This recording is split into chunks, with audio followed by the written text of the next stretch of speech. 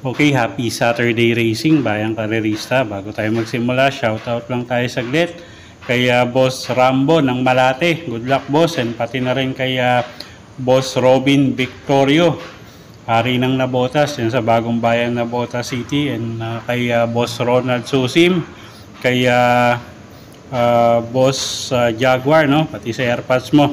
Good luck, boss. Pati kay Boss Virgilio Santos Jr. And pati na rin dyan sa watcher natin dyan sa Brunei, boss. Good luck, happy racing. At Saturday racing nga, 8 karera tayo. At ang post time ng race 1 o start time alas 3 ng hapon, no? So usual Saturday racing, medyo manipis yung lineup natin, pero medyo may kahirapan din ng konti, no? So simulan natin yung mga giya natin. Race 1 tayo, 2-year-old maiden race. 1,400 meters ang distansya natin dito. Okay, mga 2-year-old to, no? Medyo mga wala pang sariling takbo to. So anything can happen dito sa karerang to. First choice natin, numero 5, Cats in the Cradle, sasakyan ni John Paul Guse. At siya nga yung first choice natin dito.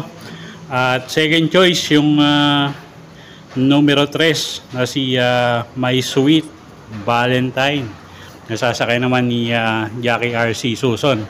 Okay, so dito 5-3 tayo sa race 1. First choice nga natin, numero 5, Cats in the Cradle. At second choice natin, yung numero 3 na si My Sweet Valentine. Okay, next race tayo, race number 2. Start ng winner take all. Class 4, 22 to 27 bracket, 1,400 meters ang distansya. 6 na kalahok, pero lahat to may panalo, no? Bayang karerista. So wala tayong pwedeng itulak kabigin dito. First choice natin dito, yung numero 4, no? Na si Golden Charger, sasakyan ni Charles Reyes. At isang diremating kabayo. At tingin ko angkop yung distansya sa kanya, no? Second choice natin yung numero 1 na si Work From Home. Pabs Cabalejo naman yung re-renta dyan. Isang diremating kabayo din. At tingin ko medyo gumaangin laban yan. So siya yung second choice natin. Okay, so dito sa race 2, first choice nga natin, numero 4, Golden Charger. At second choice natin yung numero 1 na si Work From Home. Okay, race 3 tayo.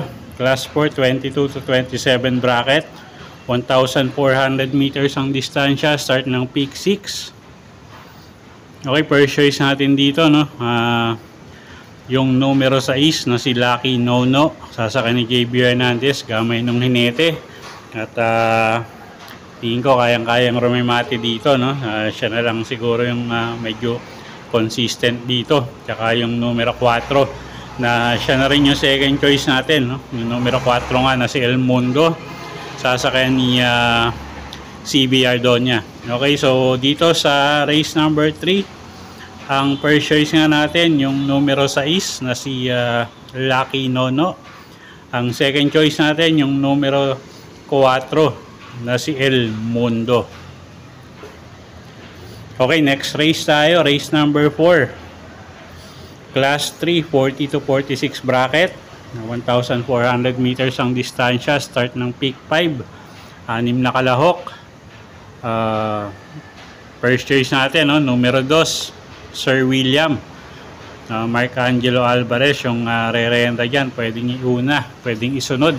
So tingin ko medyo magangin yung laban niya ngayon, no? At siya nga yung first choice natin, numero 2 na si Sir William. Second choice natin yung numero 1 na si Cromwell. JB Hernandez naman yung sasakay dyan. At ito naman medyo nag-i-improve na yung kada takbo nito, no? So tingin ko patuloy pa sa pag-umento si kabayo. JB Hernandez yung sasakay dyan, regular rider. Okay, so sa race number 4, first choice nga numero 2 Sir William. Second choice numero 1 Cromwell. Okay, race 5 tayo. Class 5-5, lowest group. Start ng peak 4. Magulong karera, no? First choice natin dito, numero 5, hashtag. Sasakay ni JD King Flores. At napakababa na sa grupo nito. Pag nilabas ng connection, tingin ko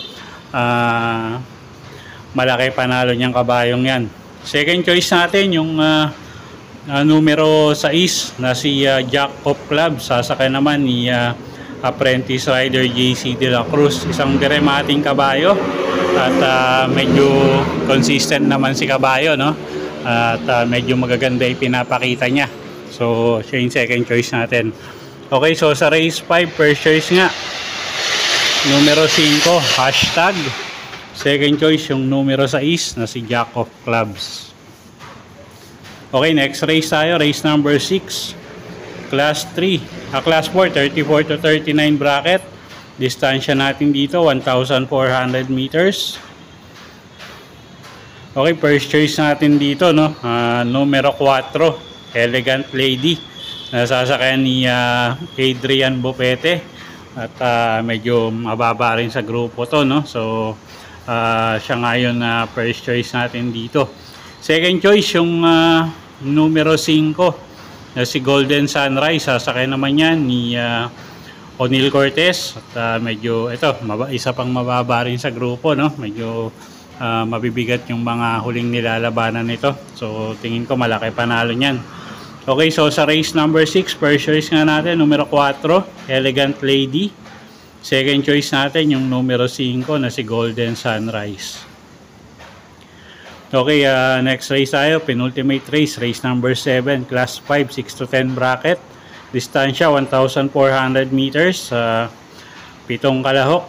First choice natin, yung galing sa bakasyon, no? Numero 4, Aphrodite. Sasakay ni apprentice rider CL Advincula. Medyo mababa sa grupo to at tingin ko malaki panalo niya, no? At second choice natin yung numero 7 na si Mucho Caliente. Sasakay naman ni Patty Dilema at tingin ko may panalo rin niya. Maganda yung numero niya ngayon, no? At Patty Dilema yung sasakay.